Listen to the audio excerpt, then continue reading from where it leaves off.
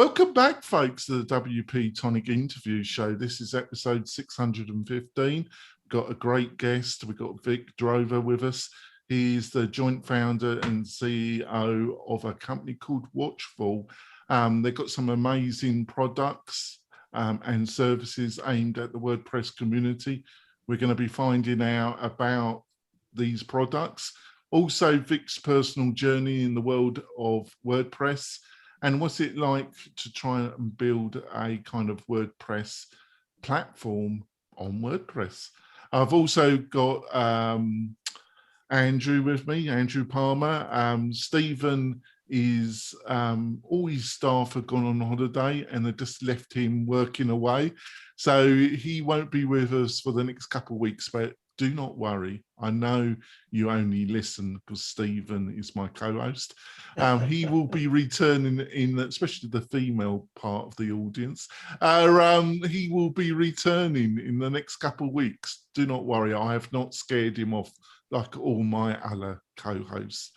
So before we go into the main part of this interview with Vic, I'm going to talk about our major sponsor, and that's Costos. If you're looking to get into podcasting, which I think you should for yourself or for your clients, you need somewhere to host your audio files, produce the RSS feed, and a host of other little things that you've got to do around podcasting. I was using another platform for about 4 to 5 years. I came across Costos. It looked really good. Their prices were much more affordable than the people I was using, because as the podcast got more listeners and views, and I'm very thankful, it got rather expensive. They had a flat charging system. They were WordPress people.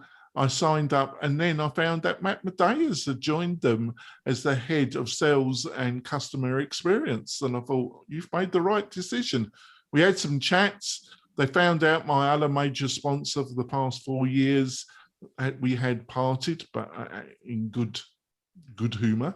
And they thought they would be a great partner for the WP-Tonic show. So they become a major sponsor. I've just loved the platform. I think you will. I think you'll love it for your clients. Go and have a butcher's or what they've got to offer. I'm sure you're going to be pleased. So, like I say, I've got Andrew Palmer with me, one of my regular panelists on the Friday show. Would you like to quickly introduce yourself to the listeners and viewers that might not partake in our Friday show? They might not, yeah, they might not take part in the Friday show. So my name's Andrew Palmer, and I'm working with a variety of companies. GridPane, I'm a Spartan for them, so I support them because they've got a great management system for hosting, and they help agencies knock it out of the park. And I'm also an investor in plugins and own a few plugins as well. And I love taking part in the WP-Tonic podcast every Friday. And you're most welcome. You've been a great addition to the regular panel, Andrew. And there's absolutely nobody that Andrew doesn't know in the WordPress community, seemingly. I thought I was a bit of a mixer and shaker, but Andrew puts me to shame, actually. So, Vic, tell us more about Watchful. What's it about? Why did you start it? And what do you hope to achieve with it, Vic? Only small questions. Just start off with the small stuff. Great. Well, thanks for having me, by the way, of course. Great to be here, and great to see you, Arnie. Have been a little while. So Arnie and I worked together a little bit. Full disclosure, I guess, back when he was with Elegant Marketplace, right? Yeah. So yeah, we started Watchful back in 2012, and I'm going to say a naughty word on your WordPress podcast. We were Joomla folks back in the day. I forgive you. You know, it has got a swearing certificate on the podcast because people, so it's not the end of the world, but you know, so it's like HBO, anything goes, right? We can say what we want. It is, yeah. This is definitely especially the Friday show. It tends to get rather potty very quickly, doesn't it, Andrew? It does, right, Vic. So carry on, Vic. I've got to keep. Yeah, sure. I was no worries. I was so we started in that world. And of course, I mean, we've been using WordPress and Joomla and all kinds of open source technologies for a long time, but we started there, and then I want to say about 4 years started supporting WordPress in our platform. And just to give kind of a one-sentence overview, Watchful's a site management platform like Main WP, Manage WP, etc., GoDaddy Pro. So it's in that space. And so about 4 years ago, we started adding in support for WordPress. Many of our customers have both of those systems in play, especially some of our hosting clients. And so, yeah, we've been selling to them, well, to that whole community now. We're almost 9 years. And we've continued to expand and push into the WordPress world. So not just supporting the basic updates, but automatic updates are in core now. They weren't when we started having automatic updates in Watchful. But what we've added recently are things like scheduled automatic updates, so that your automatic updates maybe only get applied if you're in the office during office hours and never on weekends, that sort of thing. Never if your backups are stale. So kind of a smart auto update tool. The other kind of technology that we like to differentiate ourselves on is our commercial update tool, our premium plugin updater. So this is where Andrew and I work together, and we support things like Give WP and Easy Digital Download. So if you're using those softwares, you can put your license key into our platform and update your paid plugins alongside your free plugins, whether manually or using the automated updater that I mentioned a few minutes ago. So yeah, it's kind of a, yeah. So what about also Rollup? What's that about? Oh, Rollup's another tool we have. So like Andrew, I've got my, I like to dip my toes in lots of ponds, as it were. And so Rollup's a new tool that I'm working on with a fellow that I think Andrew knows, Stephen Burge at Publish Press. No, Steve, but yeah, Steve well. And all that, yeah. So Steve and I, of course, grew up in the Joomla world together, and now we're both, in the WordPress side.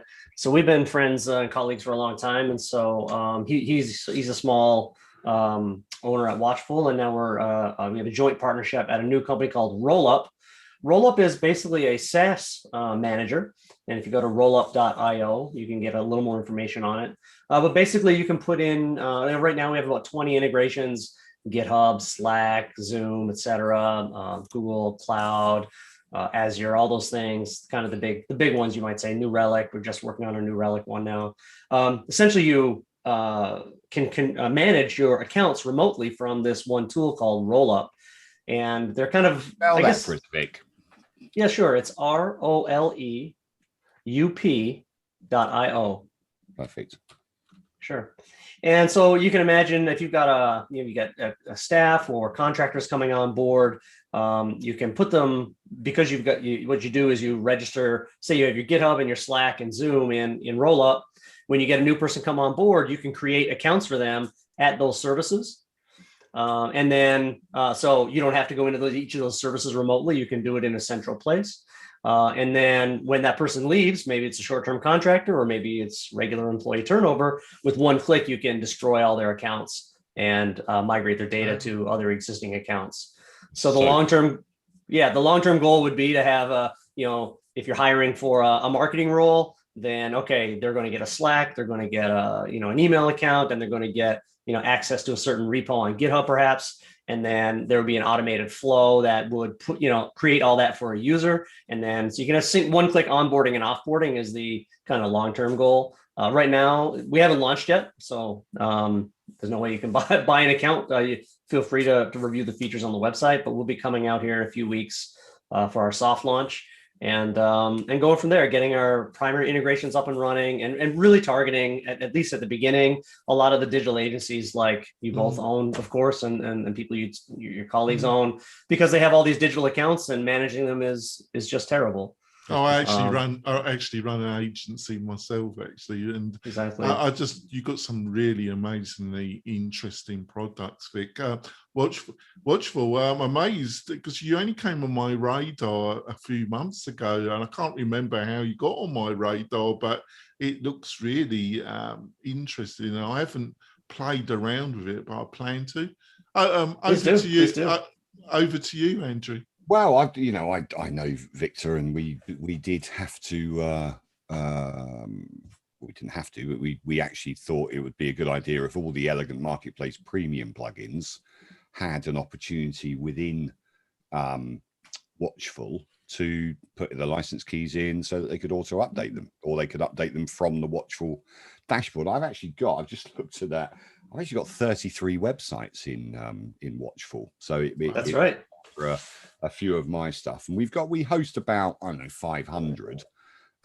So all of my customers that have a maintenance agreement, that depending on the price they pay, they go in Blog Vault, which is pretty similar.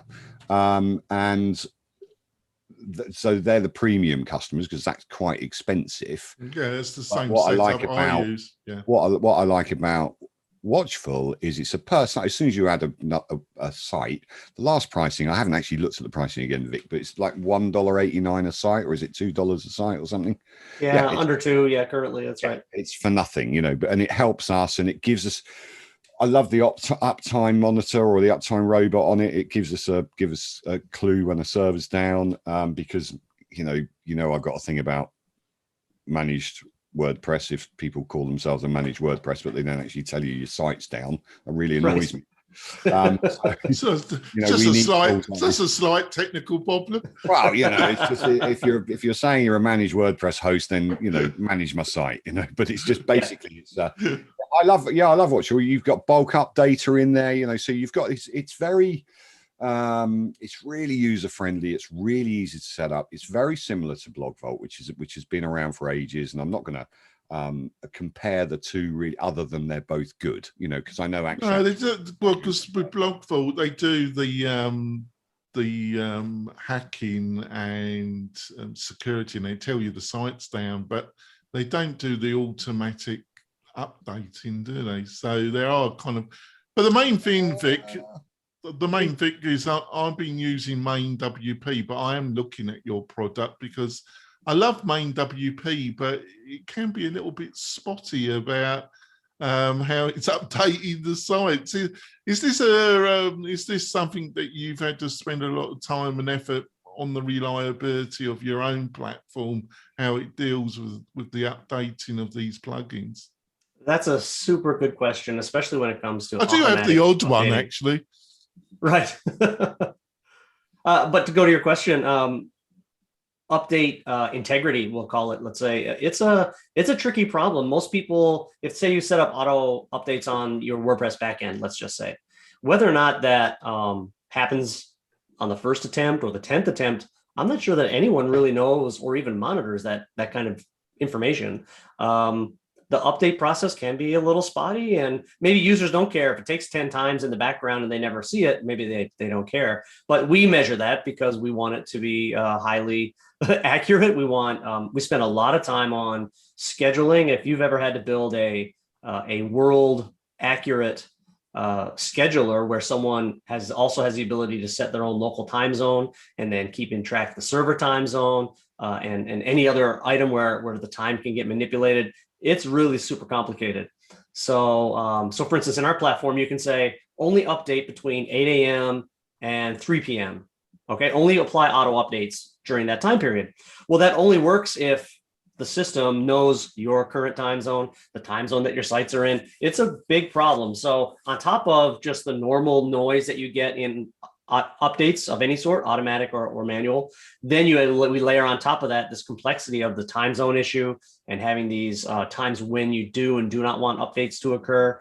And then we layer on, only update if the backups are fresh. So our system is backup aware. That's it's kind of like being self-aware as an AI system. So it knows if your site has a recent update, and you get to determine that, because on a brochure site, a recent update a month might be fine, but on an e-commerce site, maybe 6 hours is a stale, depending on the, right. So you set that for yourself, and then the system says, okay, if the backup is too old, don't apply any updates at all. Let's just wait until it will notify you that the backup is stale. And when that's fixed, the updates will then continue. So we've definitely looked a lot into reliability. I think because of the complexity that we're trying to build around updates and trying to get people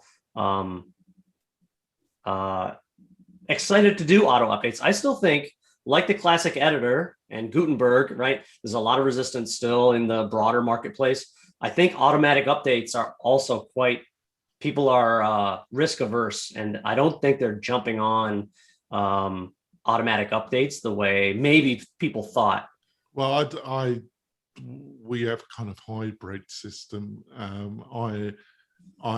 We don't allow automatic updates on sites that we're managing. We just don't allow it, because if anything goes wrong, it's our responsibility. So we want to know about it. We don't want the system automatically making that decision. But various people have different opinions. So when it comes to this particular project, I would say your two main, it's either WP main or is it WP time machine? I think there's about half a dozen of these type of platforms, but I think most of the people I talk in the industry are using those two. And then yours came on my radar, and I think you've done a fantastic job. I'm a little bit puzzled why you weren't on my radar a little bit earlier, but that's probably down to me. You're not paying attention, mate. No, I'm not. But what do you think, because we're getting close to the first half of the show, what do you see as your main differentials from your competition in this area? Yeah, I think the scheduled automatic updates and those backup aware, our technology we're building around the auto update process, I think, is unique.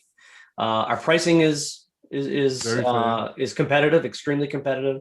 Sure. And I think the premium update licensing that the central license manager is also unique. It's labor intense because you kind of have to go one by one down the road and get these folks on board. So that goes on. But many people haven't tackled those challenges. And one of the really cool features of our license manager is that if you buy like a 5-site license for some, let's say, give WP, for example, if you then go to update a 6th site that's not listed on your account, it tells you, hey, that doesn't work. Or if you have space in your account, it will add the domain to the vendor's list of allowed updates, so that we actually not only respect the license, of course, but we help get those domains into the vendor's platform. So because they want to know, they of course want to make sure that you're not updating sites that are not included in the license and not registered on the vendor's site. So I think those 3 are the main differentiators we have right now. Well, I'm definitely going to have another look at it because you've sold it to me. You've done a great job. Yeah, great. And I think you sold it to a lot of the listeners of the show. So we're going to go for our break, folks. When we come back, we're going to be delving in some of the other projects. I'm going to let actually Andrew speak as well. We'll be back in a few moments. We're coming back. We've had a good discussion with Vic about his product and service, which I've got to say sounds fabulous, actually. Don't often say that, but I'm very impressed. Before we go into the second part of the interview, I want to talk about one of our other sponsors, and that's PeachPay. Look, if you're looking to get e-commerce functionality for yourself or for clients, and you want to do it in a really quick and easy way and a cheap way, you should look at Peachways. It's really easy to set up. It's a free plugin and it's a free service. They make money because like people like Stripe give them a little cut of the normal fee that they normally charge you or your clients. And it's really mobile friendly. They've done a great job. Automatic put some money in to them, invested in with them. So they're a legit company and a legit player. So go over and have a look at PeachPay. I can't offer you an inducement to do it because it's free. So you can't argue with that, can you? So their link will be, and their banners all over the WP-Tonic website. I suggest that you should have a look at it for yourself or for your clients. So I'm just going to throw it over to Andrew so he has a chance to actually be part of this interview. Over to you, Andrew. Well, I'm on it. What I think where interviews like this can almost get lost in the product, it's about the reasons why you set up this product. You know, I was a Joomla user from 1.0 or whatever it was, the first one, and then I forgive you, Andrew. I feel forgiven. The point is that, you know, I had 200 websites on Joomla, and it was fantastic. It was a fantastic platform. And then there was no real backup system for Joomla. There was no real, like, you know, Watchful for it or anything. We were all manual. And then all of a sudden, every single website got hacked. And to be frank, it nearly bankrupted me. And so from that moment on, I was looking for a backup solution for it. I was looking for anything that would give me security as a business, as a host, really, or as a reseller. So the reasons, I want to know what incentivized you to build Watchful. That's the key, and the reasoning behind that, because it's to me, it's a community project. It's protecting users as well as owners of hosting and suppliers of agencies. Hosting. Yeah. Just give me the 3 bullet points of why you felt it was necessary to build Watchful. Yeah, right. So we kind of had a perfect storm. So I had been selling widgets in the Joomla space for a long time, and we all know kind of where, we all know where the where the kind of plugin market and the widget market kind of has gone compared to services in the last kind of 5-10 years, right? Sure. And so from a business perspective, I was thinking, what comes after, widgets? Okay, and SaaS is that's when SaaS was getting started. So this is 2012. And then on top of that, we had, of course, we had an agency with tons of sites, and it was difficult to manage. We had the same problem you did. We didn't have the security issues, knock on wood, but management was time consuming and tedious. And so I was interviewing, actually. We were running a local user group, and I brought in this fellow from Sweden, and he was talking about his product that you self-hosted, and it was a remote tool manager. And basically, we were just introducing him to the community. You could download it and install it yourself. And obviously, WordPress has solutions like this too. Sure. And we just got to talking and said this would be a really great community project. We didn't have a free tier back then. We had a free trial. So now we have a free tier to get everyone gets a little something. And then if they want to upgrade, if it makes sense for their budget or what they're doing, they can upgrade or not. So I wouldn't say it was, I've got to solve this community problem, but we definitely wanted to give something, give an option to agency owners. And just, I think what we've drifted, our attitude has just shifted in that we've said, let's have a larger community piece. So I'd say we went, instead of let's build it for the community and for safety, I think we built it as a business decision. And then we moved into let's kind of give back to the community, which is an interesting story, I think. And I like where that is. And I think it's authentic. Also, it's not some, giving everything away for free just for the love of it. You know what I mean? And it's sustainable. But on the educational side, I mean, what we see, many Facebook groups. We've got our own WP-Tonic, and I've got a Facebook group for Divi, and also, I took over 23 plugins a few weeks ago, shush Jonathan, and we see constantly, my site's broken, I've had to roll back, or my site's completely broken, I haven't got a backup. What do you expect? They're using Divi. Shush. And there's Elementor users as well. When Elementor got updated about 3 months ago, 3 million websites went down. So shush your mouth, you. Now, so where are we in? How do we educate every single WordPress user and/or Joomla user to do? Are there Joomla users? Yeah, there are many. To do a backup. To do, just do a backup. Why can't we get them to use something like Watchful? Say to them, which you're giving them a free version, but educate the community that build a WordPress to say, Wix and Shopify and all those kind of stuff. Yes, they handle all the backups for you, but if you're a WordPress or Joomla user, you have to do that yourself. And it astounds me how many agencies don't actually have a risk and a backup plan. It's crazy. So how do we get that out? Not at all. Not at all. we address that in 2 ways. So we can only reach the people we can reach, right? And the most direct people we reach are the ones who sign up for a free account, not a free trial, a free account. So when they do that, our entire onboarding process is simply educational. what are the best practices for backups? What are the retention times? How do you write a good security policy for your company to make sure that you're protected and your clients are protected? So we actually go through a whole educational process, and whether or not they become a customer, they do have those resources.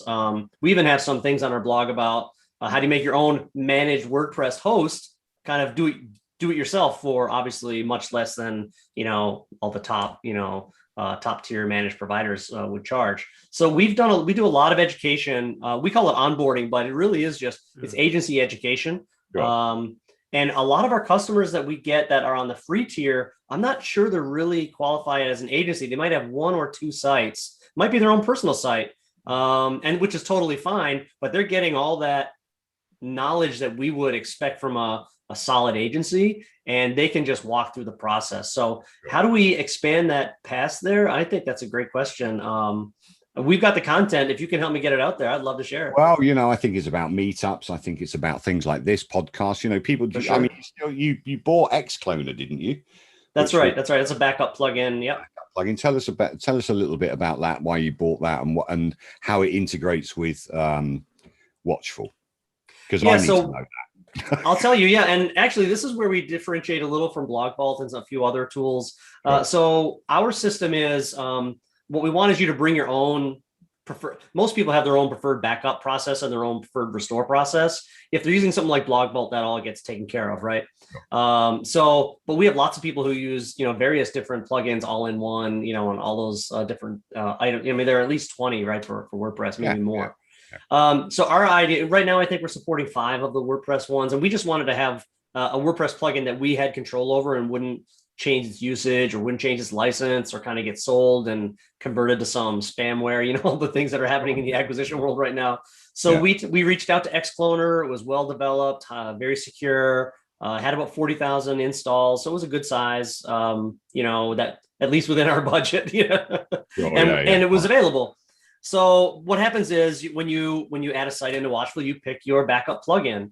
And so, like I said, we have 4 or 5 right now, and we're going to continue to expand on those. And we just got a request today for WP Vivid. I actually had not even heard of that.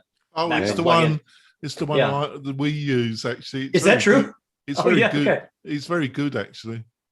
What an interesting coincidence. This literally got an email from them today. When you put your plugin into your Watchful plugin into the websites, and let's not forget that I don't actually do anything. I've got devs. Of course. I kind of know how these things work. You've got minions, haven't you? Minions. I've got the best minions in the world, mate. So the process is they're dwarves, actually, Vic. These guys got a set of the trolls. The process is install Watchful onto your website. Correct. Install Xcloner separately, or you can do that through Watchful. You would do it separately. And again, most people who come to us already have their backup process in place. Sure. So then as soon as you install Watchful on your site, like it's a plugin from the repo, you click add to Watchful, it bounces you to our SaaS, and then your site's in there and it says, oh, what backup plugin do you want to use? And if you have it installed on your site, you select it from the list, and then you say, okay, backup every Monday, save it for however long and put it, in this location, in the cloud or whatever. And so it takes you there. It's a little more DIY. And I think that suits our current demographic. We would certainly love to expand that where, we could have our own internal one, but again, that changes the price then. If you're asking us to store your backups, then we have to charge you for that, right? That's why Blog Vault charge the premium they do, and again, once again, it's a fantastic service. But those are maybe you and I need to talk about APIs and things like that, and how we can get it to actually store it on their own. There are, ladies and gentlemen, there's business being done live on air. Talk about that in a month or two. I'm a bit busy at the moment, but no, that's the thing. Backups and schedules, monitoring. And it's the whole system that people can use, and you've got unlimited opportunities to add any amount of sites on there. I've actually, while I've been in there, I've just deleted about 7 sites because they've gone, but because they were my own sites. But it's so easy to do that. While I was talking to you, I was deleting sites that actually that's not wise, actually, because you've got your mind on 2 things, Andrew. I'm not sure you should have done that, but it's up to you. Jonathan, we're coming to the end of the podcast part of the show. Hopefully, Vic, you're okay to stay on for another 10, 15 minutes. Absolutely. Vic, which we call bonus content. You'll be able to watch the whole interview plus the bonus content on the WP-Tonic YouTube channel. Before I throw it over to Vic, so to give us where the best places to find more about him and what sounds like his marvelous products. If you really want to support the show, you really want to join the WP-Tonic Facebook group. It's the WP-Tonic WordPress Mastermind group. Andrew is going to be helping me. I'm going to be posting more content. I've nagged Spencer Forum to post more content on it. He will probably take absolutely no notice of me, which he normally does. I've gotten used to dealing with WordPress people, folks. It's like herding cats. You can get frustrated or you can go with the flow. So do that. We love you to be a member of the community. We have big plans, me and Andrew, about what to do with it. We'll be doing a newsletter in the near future as well. So over to you, Vic. What is the best ways for people? Because you've got a lot of irons in the fire. You've got some really interesting stuff by the sounds of it. What's the best way for people to find out more about what you're up to? Hey, go on watchful.net, create a free account. And if you need to drop me a note, just there's a support link right there. You can get me on Twitter at Vic Drover, VICDROVER. But I also encourage you to check out Rollup. Let's hope he comes. Oh, he's broken up a little bit, but what also in the bonus content, we're going to be discussing Vic's experiences of the Joomla community. What's it been like to build a kind of platform on this? What he thinks of the WordPress community? That's what we're going to be talking about. So, Andrew, what's the best way for people to find out more about you as well, Andrew? Well, you can go to the GridPane group, the GridPane Facebook group, and you can also get me on thisisandrewpalmer.com. That's great. We'll see you next week with another great interview. Remember, go and have a look at the bonus content because I've really enjoyed this interview so far. We'll see you next week, folks. Bye. Thanks, guys. Bye-bye. Cheers. So, Vic, you've got big roots in the Joomla world, and it was a long time ago since I last did a website in Joomla. It actually forced me into the hands of Expression Engine before I found the light and I found WordPress. As I call it, the cult of WordPress. So by the sounds of it, you're in both worlds still to some extent. I surmise that. I'm sure you put me right if I'm wrong with that. If that's the case, what do you see as the big differences between the Joomla world and the WordPress world in general, Vic? You mean the communities or the projects? Yeah, just in style, communities, whatever your observations are, Vic. Yeah, well, I went to my first WordCamp, was in Miami in 2017. Met David down there and some other folks who you guys know, Ali Nimmons and folks like that. And my first experience, really, it was super positive.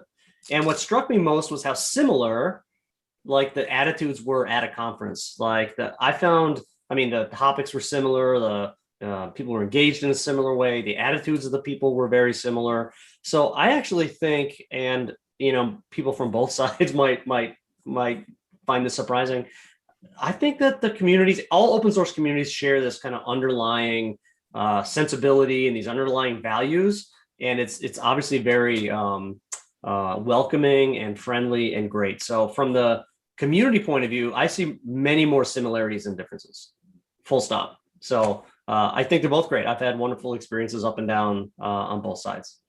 From the go ahead. Sorry. I just wanted to rudely interrupt because we can do that because we're the hosts and we can be. That's right. Well, you can, Andrew. That's the short. Yeah. No, but basically on the fact of the communities and how they are very, very similar. It was at WordCamp St. Louis, I think, or no, it's WordCamp Berlin, where the founder of Joomla, in his zigzag suit, black and white zigzag suit, gave a brilliant presentation on free software, because Joomla and open source is generally called free software, but it's not. It's freedom of use software. Right. And that's what his whole presentation was based on. I sat there for an hour and watched him jig around the stage, and it was awesome. Or what I felt was great was. You think I need one of those suits, Andrew? Yeah, I have. Well, the WordPress community actually embraced the Joomla community in that very instant by allowing this guy to talk about freedom of use of software. And that kind of coalesces with your view of what Joomla and WordPress people are like, that we're all the same. I'm a former Joomla user. I've still got one site in Joomla, and we're all friendly people, basically. I mean, another anecdote, we had Matt Mullenweg at our World Conference, I think it was 2013 in Boston, and he was giving a keynote at our... My blood supplies just got really... Oh, God, you had to mention him, didn't you? Jesus, my blood supplies just got very hot. I mean, not he's... after what I said last week about him, I'm not the most desirable figure in Automatic's radar. Anyway, but Matt Mullenweg was at the Joomla conference, and he gave a keynote, did he? And how did that go down? Absolutely, yeah, very well. Everyone thought it was really interesting. Did people know who he was? Oh yes, I mean, even back then, I mean, WordPress was not as dominant as it is today, but still a very, very important player. So now, Vic, why have you got any observations why you think of Joomla? Drupal, there's a host why WordPress has become the dominant. I think you would agree that it has become the dominant player in these kind of content management systems. Got any observation why that has happened? Yeah, in my opinion, it's the publishing experience is it's easy and fun. Even Gutenberg, I love writing in Gutenberg. If I make a new site now, it's 100% Gutenberg. But even before then, it's just easy to publish. Easy media management, really just easy. I mean, I think, back when they're both using kind of just basic tiny MCE, they both were kind of similar. But I would say that WordPress got out in front with ACF, and the custom fields. Joomla spent maybe 8 years before it has that in core.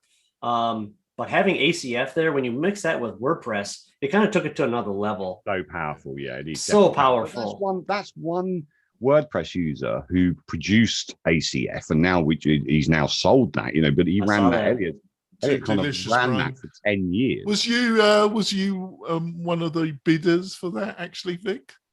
No, I wish. I know there was a host of individuals and companies that were pursuing that particular opportunity, weren't they? Jonathan, I don't want to miss this chance to bring this other point.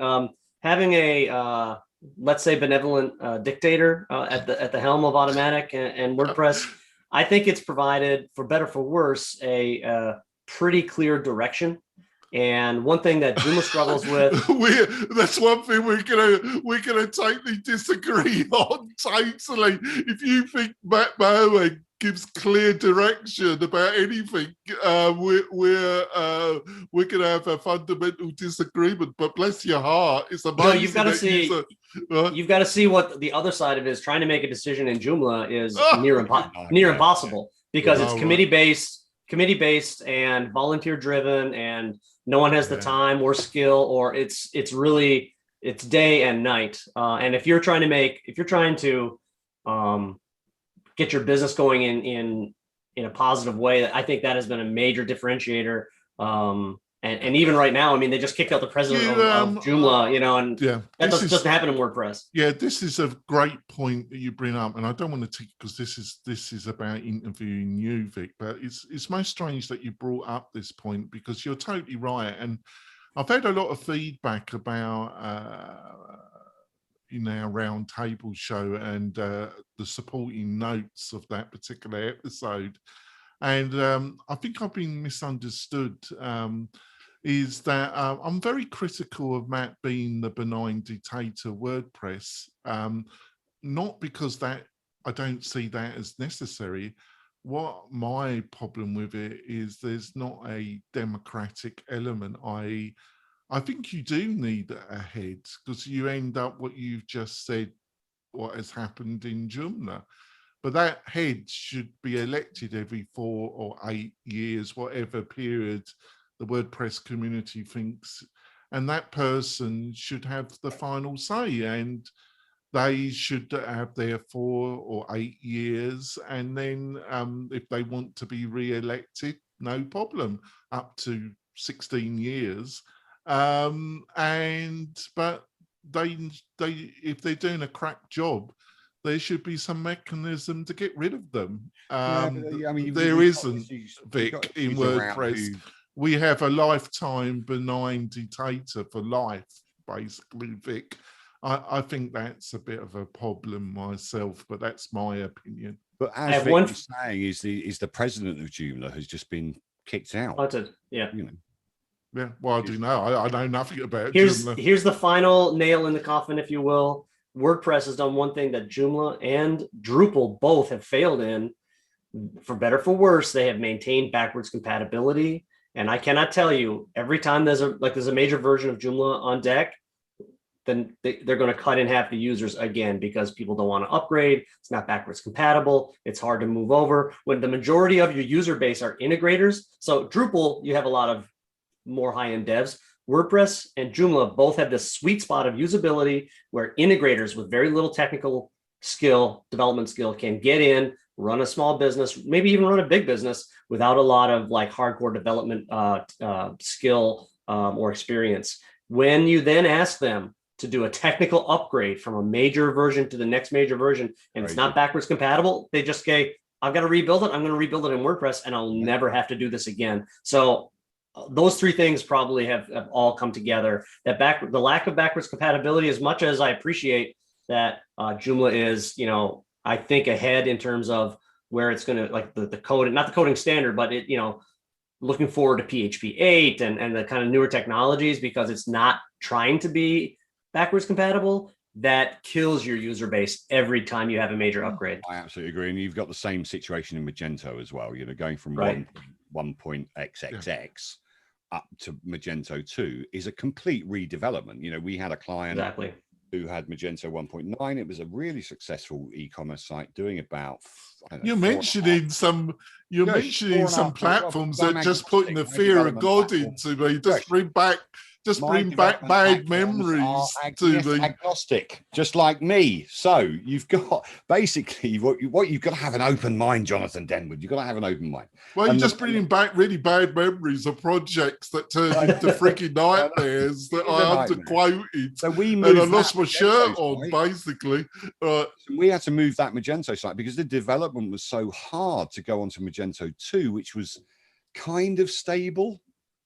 We converted that to Shopify, because it was just easier. It was, the portability. Shopify have got a portability engine to go from Magento, so we can just fly everything across, and then all we had to do was rebuild the framework. But that's the issue, and I think you've absolutely nailed it. Yes. Is that WordPress and Matt's guidance? Because I try and persuade this guy here on my left, and I don't know where he's sitting, Mr. Denwood here, that although Matt is a benevolent dictator, and although he doesn't seem to take advice from people on the direction of WordPress and wants to guide it around the Gutenberg path, which actually, in my view, is the right path. And you're taking.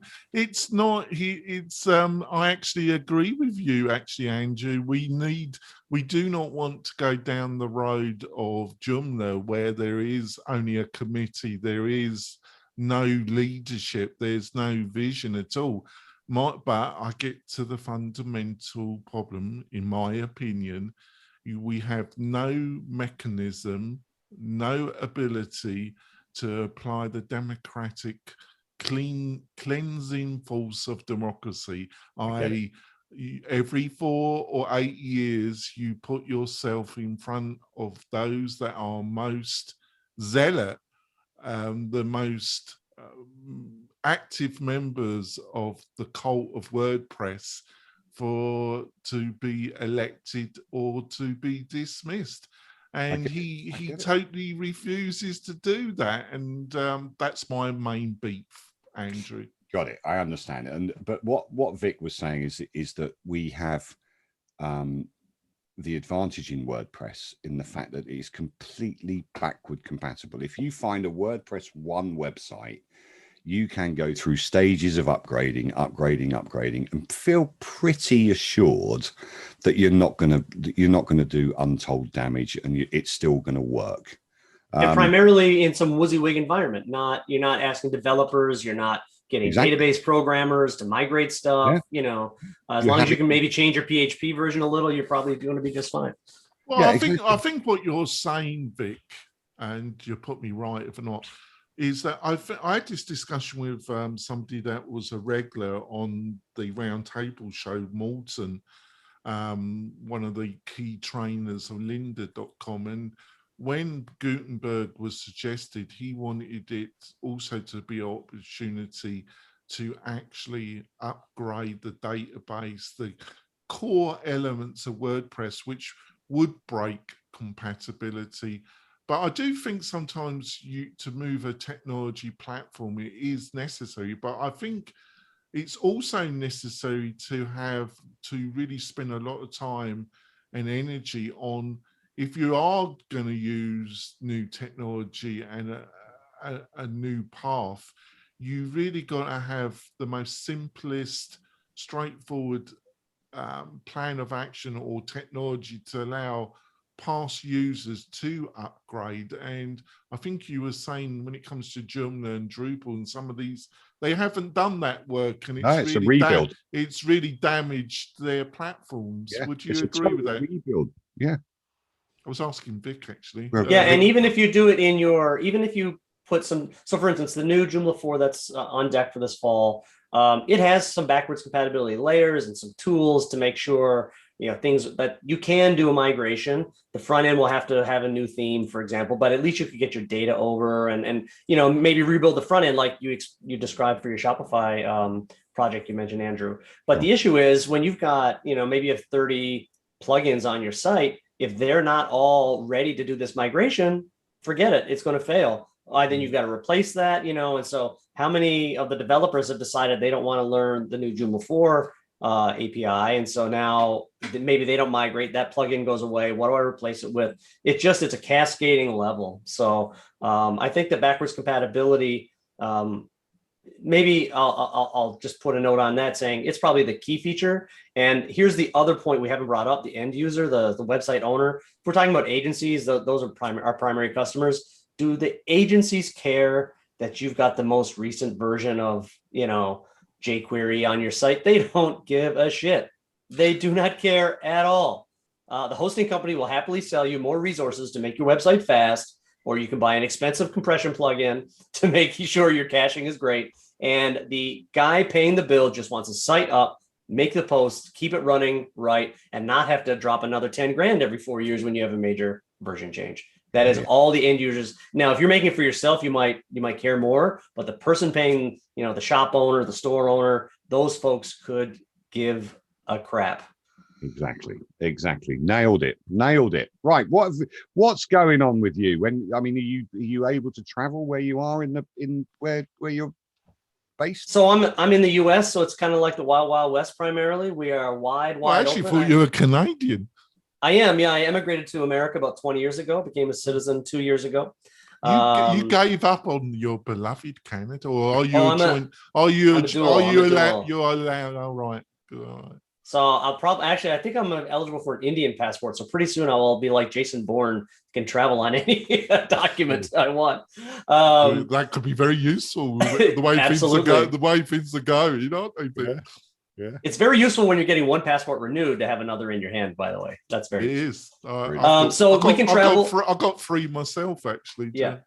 We just came back from New York City. My daughter has been it's common in America when your kids are getting ready for college to go and see some campuses they might want to apply to. And so she's been doing that. So well, New York, no wonder you're so active, because this is going to cost you a freaking arm and a leg if they're going to America. No wonder you're busy. Yeah. No wonder you're busy. So Wisconsin, where I live, is wide open. I haven't worn a mask in months. New York, a lot stricter, but still, on the street you don't need masks, and everything is wide open. All the bars and pubs and restaurants are open, and so aren't you looking forward? You paid all your debts, and now you're preparing yourself to get into almost $500,000 worth of debt for your offspring's higher education. Isn't that warming the cockles of your heart, Vic? Well, I will tell you that we've saved for a good university, but my daughter got a letter from Brown the other day, and the tuition is $80,000 per year. It is insane. If she gets in, we'll probably have to sell the house. But if she goes to a good school here, oblivious to the sacrifices you're making as well. It just warms your heart, doesn't it, Vic? And people in my country, they moan. I mean, my daughter's she's of the university age. She's 18 and got to decide where she's going. It's gonna, tuition fees are going to cost me £9,800, right, a year. So that's what we're expecting. You got off lightly there, Andrew. If you come here, it's a life-ending event for a lot of parents. They just want their children to be dropouts, because then. Jonathan, we've saved for a good school, but not the very best schools, because that's just out of reach. She's got very expensive tastes, hasn't she? Crazy. Well, they reach out to you, right? They want you to come. You get good scores. You get good test scores. I wonder why they're not a glorified Ponzi scheme, are they, Vic? Oh, that's another political question we could get into if you like. Yeah, exactly. Yeah, right. There we go. I think it's time to. I'm getting Vic into trouble, which is what I normally do in these bonus sessions. So I think it's time to end the show. Vic, you have to come back. You have been a delightful guest. Love to come back. I think we covered some. You've laughed at my jokes, which is good of you, and my comedy around Joomla as well. You have to come back, and we have to have another interview in the coming months. We got roll up coming out in a couple of weeks. We can have a roll up. Yeah, have a roll up. Yeah, you have to come back, and it sounds a fascinating product, actually. Yeah, exciting. Well, so we're going to wrap this up, folks. We'll see you next week when we have another great. Well, we were not going to have a co-host, but Andrew is back. I'm going to be interviewing him next week about all his fingers in all these different pies. I'm going to try and make sense of the madness of Andrew Palmer's brain. That's going to be an interesting interview. Good luck with that. Yes. We'll see you next week, folks. Bye. Thanks, everybody. Great to be here. Nick. Really good to see you. Good to see you again. Thanks, Jonathan.